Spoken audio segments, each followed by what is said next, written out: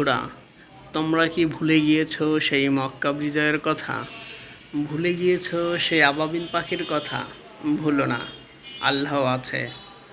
আল্লাহ সবার কথা শোনে এবং বোঝে। কখনো কোনো কিছু প্রয়োজন হলে স্বয়ং আল্লাহ তাআলার কাছে চাও। শুধু একমাত্র সেই তোমাদের সাহায্য করতে পারবে।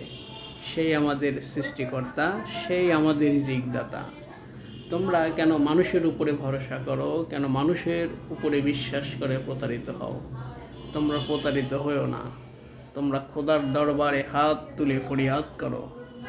খোদাই তোমাদের মনের সকল ইচ্ছা আকাঙ্ক্ষা পূর্ণ করবে ইনশাআল্লাহ। তোমরা বাটপারি করো না মানুষের সাথে, মানুষকে বিপদে ফেলো না, গরিব দুঃখীদের অসহায় করে দিও না। স্বয়ং আল্লাহ কিন্তু সব কিছুই দেখে, সব কিছুরই কিন্তু হিসাব হবে ইনশাআল্লাহ। আল্লাহ কিন্তু সব কিছুর জন্যই শাস্তি এবং ভালো কাজের জন্য ভালো পুরস্কার রেখেছে।